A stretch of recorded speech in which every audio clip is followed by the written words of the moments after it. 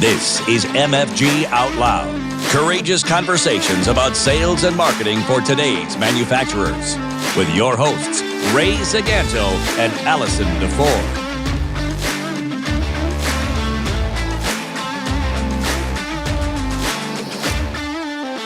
Hey, Trailblazers, welcome to the latest episode of MFG Out Loud.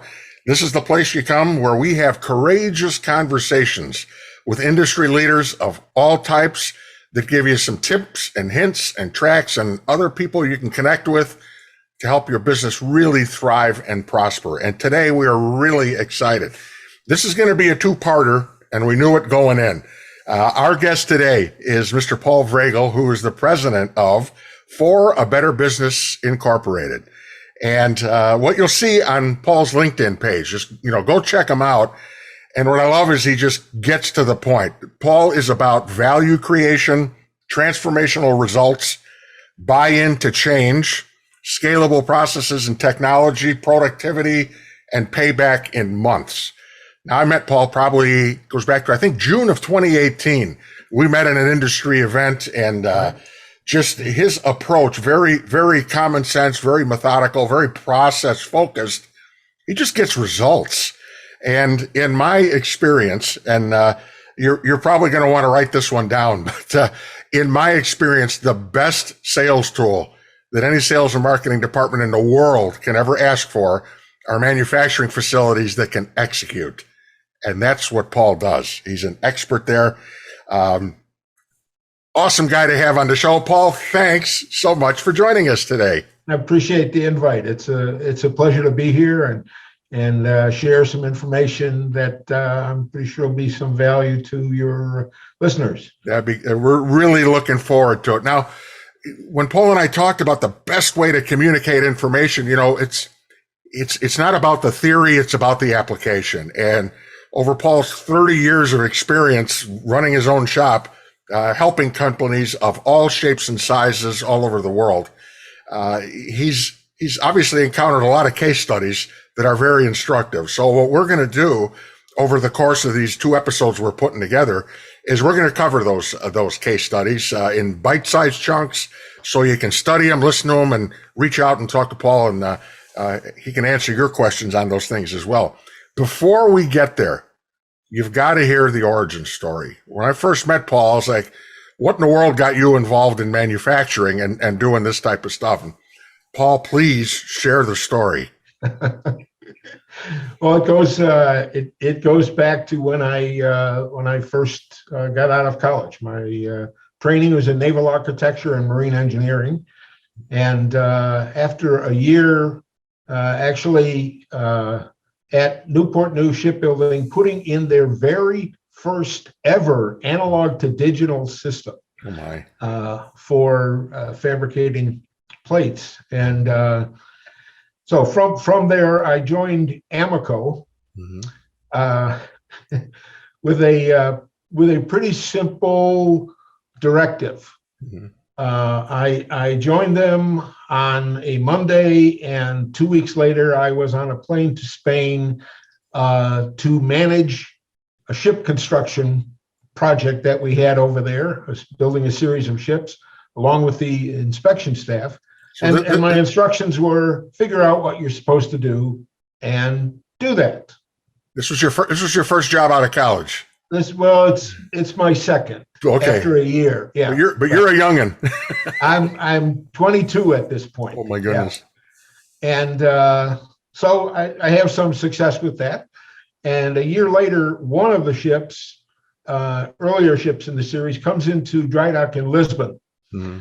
And it's a guaranteed dry docks. You open things up and inspect things. And we opened up the bottom end bearings of the main engine, and all of the bearing material that's supposed to be in the bearing is lying on the journal in pieces. Oh. Now, the engine can run that way, but once you open the bearing, all bets are off. Yeah. So the instruction set that I got from my boss in Chicago was even more cryptic than what he sent me over for. Just two words. Fix it. There you go. Tour. So, so I look at what what's there. I'm 23 years old, so of course this huge wealth of experience. The ship is built by a company controlled by the Spanish government. The engine is built by a different company controlled by the Spanish government under license from the Danes. We have a contract with the shipyard, but not with the engine builder. Okay. I don't speak Spanish or Portuguese or Danish. And, the two words are ringing in my ears. So I went over to the engine builder in Spain and I asked him the first logical question, what's the plan here? Mm-hmm. And the general manager there said, well, we don't really think we have a problem. Of course not. Really? It's an interesting response to this. We think the Danes have a problem because they designed the engine. We built it according to what they said. Yeah. So not my problem. Yeah, exactly. So, okay, I'm there. Mm-hmm. And I got nothing. Yeah. Really, except that I'm there. So I said, well, let me go down to the shop and see what they're doing. How do they make the bearings? What's the process there? And in a day or so, I figure out what the core issue is. Mm-hmm.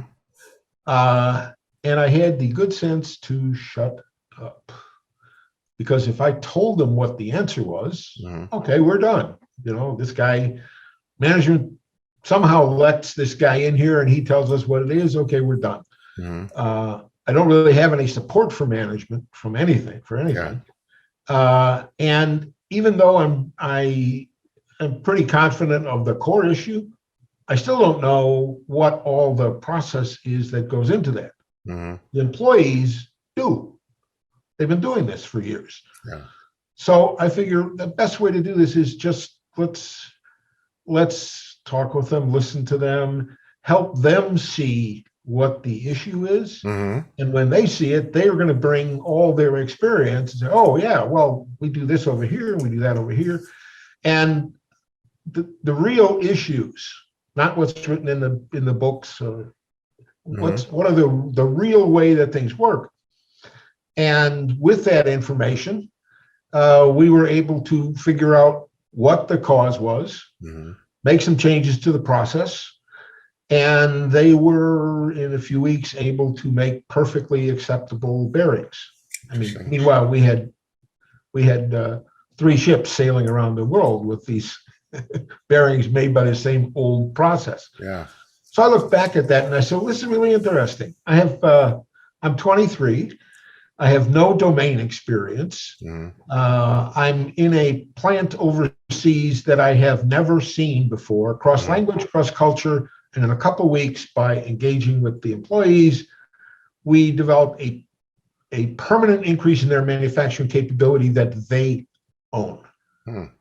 If something goes wrong, they've been through the process. They were part of the solution. Right. They're committed to fixing it. If I just told them what it was, something went wrong, they say, ha, that kid from Chicago didn't really know. That idiot. Yeah, blah, blah, blah. So the takeaway from that were two core things on which I later founded this company. Sure. One was the employees are the world's experts at knowing what they actually do every day, their local process. Not competence, that's a different issue, but what do they do every day? The real stuff that happens in the business. And 90% of the issues that waste time and money in a company are embedded in how all of those local processes really actually work and work together, or don't. And then do some simple math, and this is the basis on which I founded the company. 90% of the issues are embedded in the system, writ large, not computer system. But, right. And I have reporting to work pretty much every day, the world's experts in the real system here in this company right now. Yeah. Let's see. Scratch my head. Where should we start? Let's, given those two premises, the only place to start is let's go right after the underlying system. Yeah. How does that actually work? And as you do that, all the things that you need to really focus on, all the things that will move the needle show up. Yeah. And they don't show up because I showed up and said, I've been doing this for X years and you should listen to me. They show up because this is their experience. Right. And okay, there's a lot of experience that I can share. And here's 3 ways that we might do that. Maybe you guys have some insights to say, well, this way would work better than that way. Yeah. Either way it happens, it's not mine. Yeah. Yeah. It's theirs.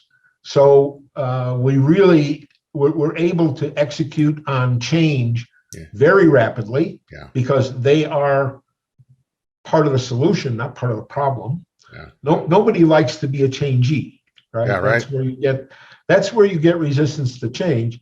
And when we do this on a large scale, so a whole company basis, no fault, really critical. Yeah. But all the things that need work show up. They're part of the solution, and you get solutions really fast. And mostly, we don't deal with resistance to change. And that's so huge, because whether you're talking about digital transformation, the current issues today, or go back 30 years when it was, hey, we should be doing everybody's be doing SPC or whatever, beginnings of Lean Six Sigma, any of those types of things. Management is really all about dealing with change, and I like how so early you learned and you recognized, don't solve it for them and make the solution their idea, because now they've got that ownership. Right. It's absolutely huge. Yeah, that's awesome. And so that's how I got started. And so we talked about a couple examples. We did, and I know the first one I'd like to tackle, because there's so many moving pieces here that I know our audience can relate to.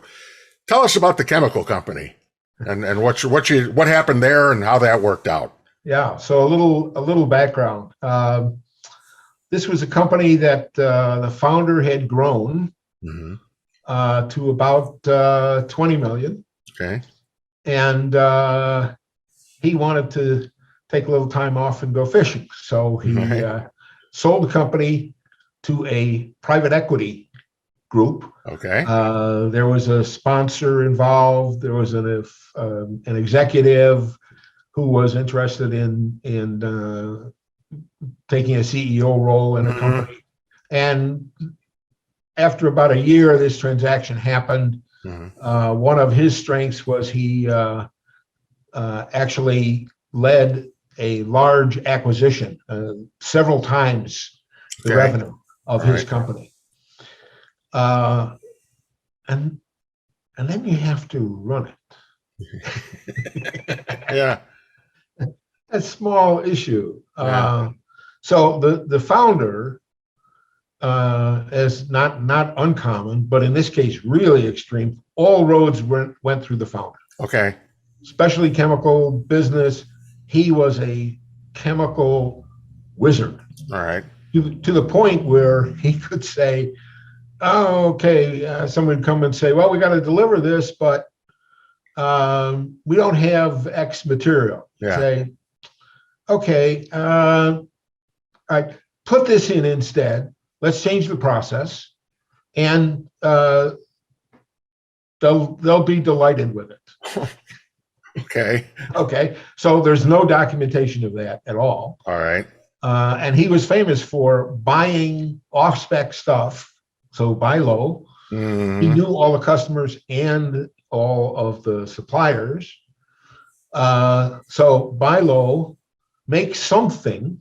And he knew that one of these customers would in fact buy that. Wow. At the spec it was, whatever that was. So this is he's a true wizard. Yeah. and deserves all the accolades. Sure. But he's now off fishing on Eagle Lake or something. Yeah. And nobody knows how to do that. Oh my goodness. So it's a private equity situation. PE company says, we got to push this a little bit here. We bought these companies. Let's get some profitability. So they decided to consolidate a location into the headquarters. Mm-hmm. Hired a large, very well-known consulting company to do that. In a year, they hadn't done it, and they had driven the company to 50% on-time delivery. And that's the call that I got from the CFO. Yeah. So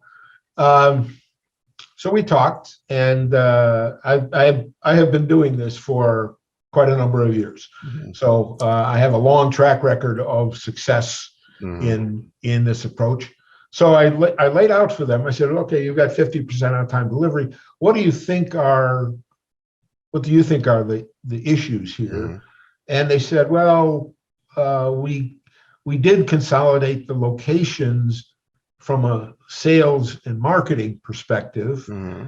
We did bring in the capability to make the product, but we have to do it with our equipment, not their equipment, because we sold all that. Oh my gosh.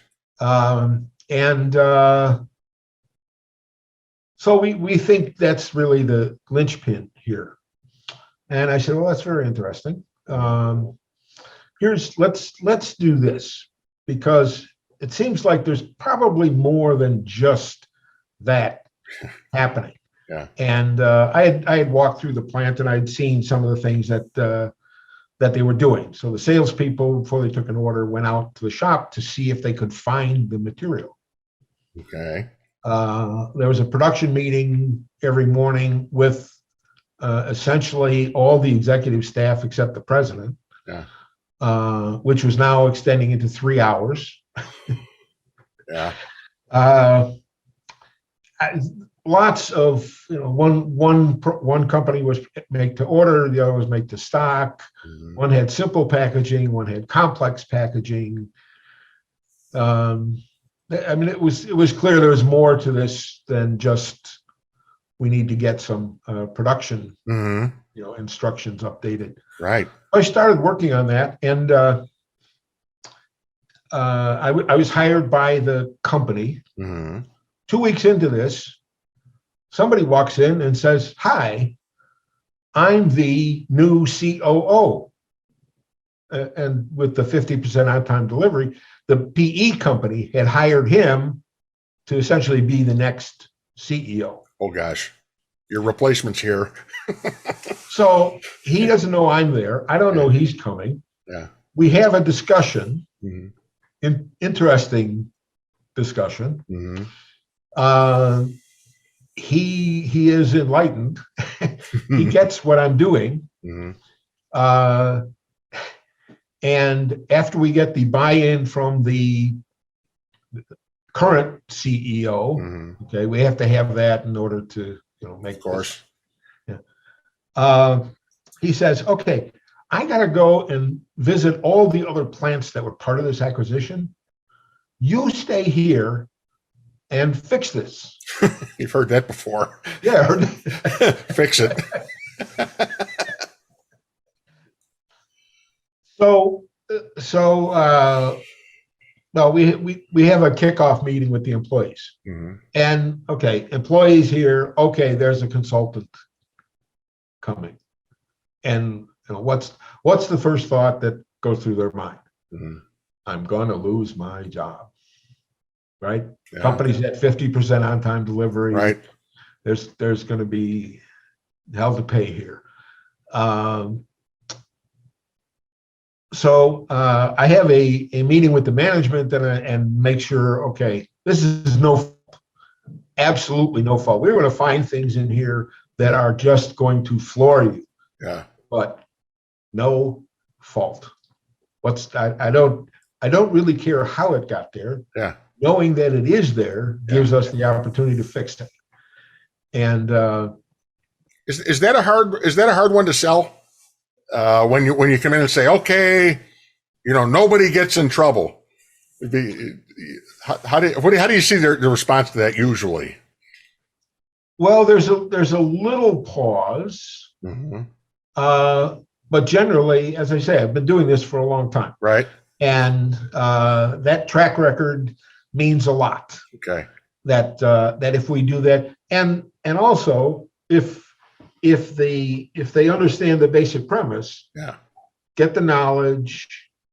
That's what that's where the issues are in the system. I just killed something here. Hang on a second.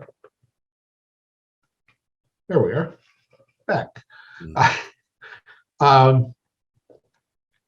And they can see that if we now start to say, "Oh, look at that, it's your fault," nobody's going to say anything. Yeah. And I tell them right up front, yeah, if that happens, I'm out of here exactly then. Yeah. Yeah. Not 2 days later, I'm out of there then, because that message spreads around. Yeah, he said no fault, but hey, look what happened to Charlie. Yeah, then your credibility's done. So right. So okay, now you're back to figure out another way to do this. But you don't have a situation where you got immediate enthusiastic buy-in. Yeah. You don't have contribution to change. Right. You don't have. I mean, you're going to have resistance to change, because you're going to try to force them in. So that in the end, there might be a little bit of discussion, but they basically see what the reason is. Okay. For that. Got it. So the message to the employees is really simple. You guys are the world's experts at knowing what really happens here every day. So, and you get a lot of head nodding for that. And then we're going to talk with you, listen to you, and visually lay out. So essentially what we're going to do is create a visual twin of the company. Okay. This is process maps on steroids. All right. It's really in-depth, front to back, top to bottom. And you guys are part of the solution, not part of the problem. So they've just heard three things that maybe they've never heard, certainly at the same time. No fault. Yeah. You're the world expert, and you're part of the solution, not part of the problem. So, and then, okay, then you need to execute. Yeah. Right. So and I said, okay, this meeting was about 15 minutes to kick off this entire large scale process change in this company. It's really rebuilding the company from base up. And we're going to start this afternoon. So let's go. get to it. Yeah, and we're going to fix as we go. We're not going to make lists of stuff. Okay. And hope to get to it. We're going to fix as we find. Okay, some things, it's easier to do that than others. There's some things are going to take a little longer time. So we go through all of that, and out of that, identify 16 separate initiatives that need to be pursued in order to get them to be able to deliver a reliable promised date to a customer. Interesting. Now, people say, well, you can only focus on, one or two things. Well, it's a fully interconnected system. Yeah. If we don't go after the whole system, we're going to fix this part and then discover, well, actually that connects to this part, and that connects to another part over here. And what we thought was a fix over here doesn't work because of something else we discovered over here. So you end up chasing your tail. Things take a long time to do that. Sure. So yes, we had half a dozen things that we saw up front, but now we had dozens and dozens of things, some of which we had already fixed. But so now you discover at the next level. Yeah. So we discovered there was $500,000 of unbilled invoices sitting there. Oh my gosh. Free money. Yeah, Yeah. right. Why is that? We went after that in a week or so. Yeah. We eliminated the cause of that. Yeah. All the invoices went out, and they've got another $500,000 in working capital. Right. The R&D group Mm-hmm. had 450 projects they were working on. Now, okay, this is now it's now a $60 million company. Yeah. But 450 projects. It's a wish list. And the sales. Oh, so in terms of the kind of where you started with this. Yeah. We started to interview a few of the salespeople. Yeah. And I said, this really isn't productive. This isn't where we focus. We need to focus. And exactly to your premise, the best friend of a sales organization is a facility that can execute. So we're going to make this execute. Yep. And then you can sell and sell and sell and sell. And right. People return your phone calls. What a treat that will be. Yeah. Yeah. Well, yeah. To not have to be, firefighting and everything else. Right. So we trimmed that down. Mm-hmm. We introduced a screen for those projects, for new projects, mm-hmm. That had commercial viability, technical change, investment required, margins. So when you say screen, you a filter for bringing those things. Okay, right. Got it. Yeah, exactly. And we knew what the maximum number of the filter was. Okay, all right. 107. If everything was absolute go, and it was a qualitative thing. Sure. If everything was absolute go, you get 107. Yeah. And then you look at where is that? Yeah. What are the things? And then look in depth at the individual pieces. But that got them to a place where they could support one of their major selling points, mm-hmm. which was we do custom product. Okay. So they could get back to their core business. Now we get back to the core business, and then that developed into a custom stage gate process. All right. So they did not have, when we started, the ability to scale. They couldn't take things reliably from R&D and scale them. Interesting. So part of the stage gate is build that scaling information. When they did get a product done, first product, now this is especially chemical business. Sure. So typically there's some qualification and right. Kind of in a customer environment. And once they got the product, customer would then order 2 truckloads. Okay. For delivery in 3 weeks. Yeah. Well, they didn't have the raw material. Okay. So inventory is most of the inventory turns out to be in location A1A in the computer. So everything's in the same spot. Everything's in the same spot. Part of the warehouse is labeled, but most of it isn't. Oh boy. Not even lined out. Mm-hmm. It's just, there are stacks of things out there. And if you want to know where it was this morning, find the forklift driver and maybe he saw it. Wow. Oh my goodness. We're laughing, but this is not uncommon.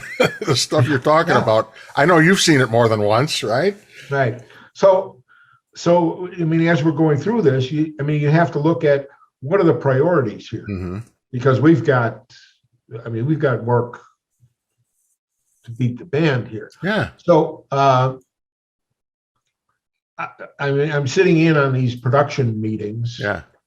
And they're getting longer and longer, and people are getting more and more frustrated. Yeah. And they're reviewing all of the late orders. they are not even looking at new orders. They don't matter till they're late. Or is it, it's not a new order, it's a soon to be late. Soon to be late. Soon to be late order. So they had 3 different areas in which there were specialty requirements. Something in packaging, something in documentation, and something in shipping. So it's just consolidated with something else. And 400 products, 500 products. Wow.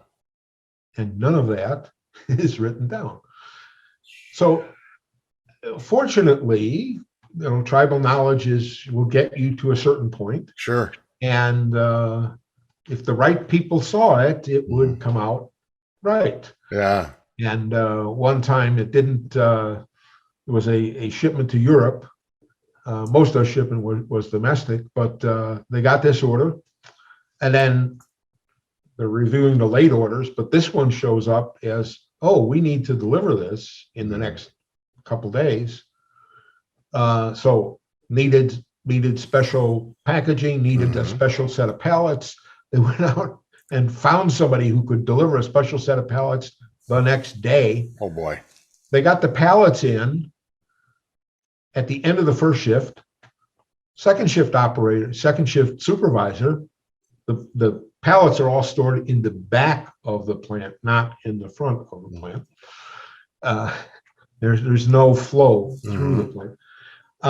He looks and he says, wow, great. I don't have to go back and get any pallets. I got these pallets right here.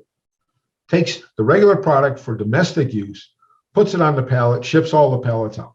Oh boy. The production manager just about ends up sitting down crying. The customer service manager just left. Yeah. Point made, we need to be looking at the incoming orders. Yeah. And, no, we don't have time.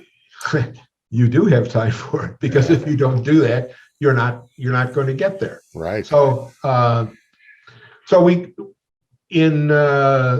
there's a lot of activity in the middle there, in all sorts of things, production scheduling and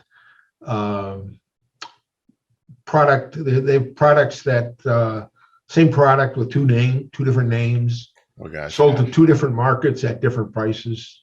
So stuff like that. lot of things like that. And so fast forward a little bit. I mean, identified they kind of shot themselves in the foot. Right. They recognized they're in a hole, but didn't stop digging. Right. You came in, kind of laid the groundwork for progress, and like you'd expect, it got a little worse before it got better, because now you had everything under magnifying glass. Everybody's comfortable speaking up. How did it end up going? Just with process. Yeah. Just process and execution. Yeah. We got them from 50% on time to 86% on time. So now they could actually talk to their customers. They were taking their calls again. Yes, right. Yeah. But I saw that this was not sustainable. Okay. We did it, yes, but you really needed a technology solution on top of that. Okay. And the place to start was inventory. I'd had a long, kind of a running, I won't say battle, but running discussion with the CFO. Yeah. We have to do inventory. No, we're making bad inventory. All the production records are by hand. Yeah. It takes a week for a product produced to show up in the system. Yeah. In the MRP system. By then it's too late. Yeah. Well, you go out and look at that container. You say, "Oh, look, we have that." Well, it's already been claimed by 3 orders before. Yeah. Right. And nobody knows that. So they're issuing orders to the shop to get stuff out, but they start making stuff and they don't have the inventory. So, okay. CFO says, we need to do inventory. And I said, okay, we have done enough that if we do inventory now, we won't have to redo it in 2 weeks. We've stopped the manufacture of bad inventory. Right. when do you want to do this? Mhm. He said, well, 3 weeks. Okay. I said, oh, interesting. Wouldn't that be a great time to put a barcode system in? Yeah. And of course, it's a rhetorical question, right? There's Yeah. no better time. Sure.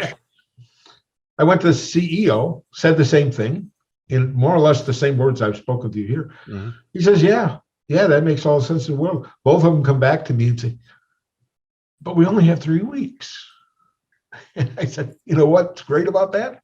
We've got 3 whole weeks Optimist or pessimist, yeah. to get it done. And I had some technology guys who are colleagues who have the same attitude I do. That's why they're colleagues. All right.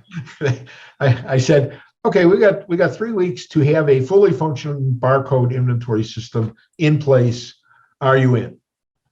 Yeah. He said, yeah, okay. So we do that. Yeah.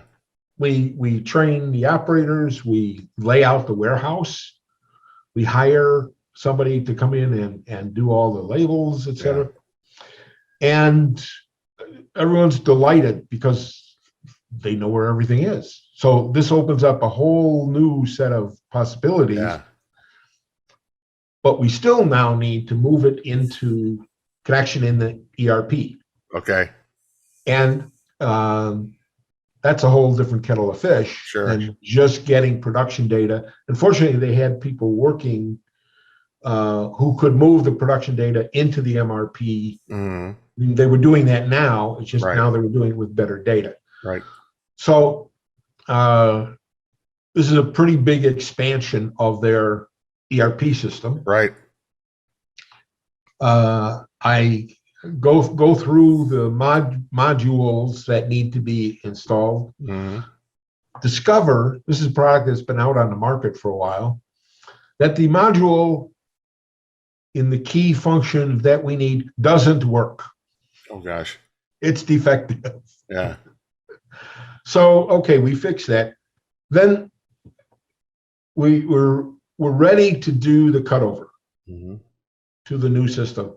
And now I have all of these people who I've worked with and developed, and they are in change mode. Mm-hmm. They see something that doesn't work. Okay, let's fix that. Mm-hmm. But now we're going to put data into the database. And if they discover something while they're doing the barcoding, the material, et cetera, and they just try to blast through it, they're going to put bad data in the database. That's going to come back to bite everybody. Sure. So I could just tell them that, don't do that, right? And what effect would that have? Not much. There's nothing, it's words. Mm-hmm. So I said, let's do something a little different. I gave everybody a good stop certificate with their name on it. Okay. And I said, here's the deal. You find something that doesn't work, don't do everything that we've worked on and trained to do. Don't stop. Mm-hmm. Come and tell us. We'll work on the fix. I mean, no matter how well you prepare, there's always something. Sure. We'll work on the fix, and we'll give you a sticker for your good stop certificate. Okay. Total investment about $18.42. Okay. How'd it work? Like a charm. Yeah. Like a charm, because they really, they had pride of discovery. Okay. And if they discover something that doesn't work, hey, I'm going to tell them. So I get some sure brownie points there, and I get a sticker. So how many stickers do you have over there? Okay. Well, internal competition, little internal competition for a good cause. Yeah. Help them build up their self-esteem. Sure. Helped make sure that went. So the net result was 96 at that point, 96+% on time delivery. Whoa. From 50. Yeah. While taking 22% out of inventory. There you go. And they developed the capability to continue that whole process themselves. That's part of the intent of this. Sure. you have to call for a better business back every 2 weeks. Right. You know, they didn't tell us about this or that. And they're now, the last audit they had was 99.5% accurate on location and 99.4% on fill and value. And with that, they had instituted a cycle counting program. So they're essentially 100%, and they've completely dispensed with physical inventory. So now you have this PE portfolio company that was at 50% on-time delivery, not saleable in any real sense. They're now at on-time delivery. They can execute the mission that they had, which is be the custom product developer. And a large German strategic looks at them and buys them for a very, very large excess to market multiple, because the business is running like a top. That's how it's supposed to run. Well, just give me a sense of timing from when you got dropped on the floor the first time till they got to that milestone where they seem to be a little self-sustaining. Is that years? Is that so? The first part of that, where we got up to 86%. A month into that, biggest customer, majority customer, calls and says, "Oh, we want to come in and do an audit."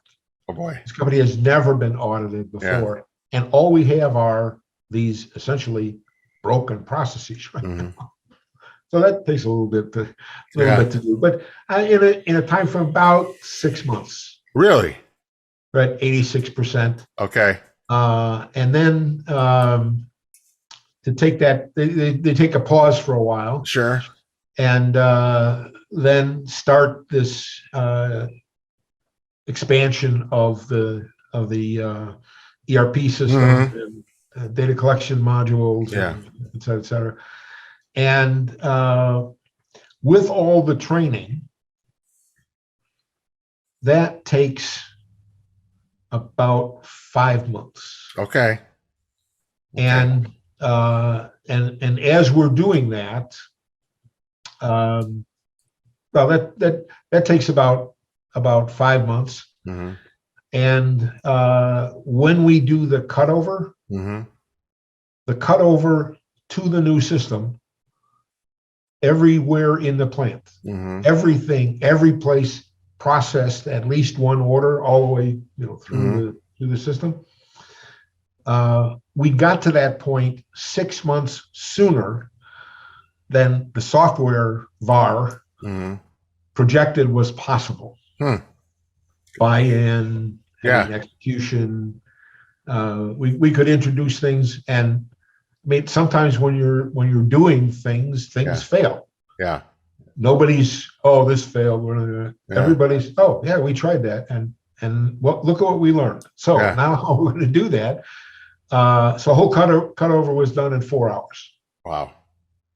Because you had created a change-ready environment, so change-ready and safe for change. Good point.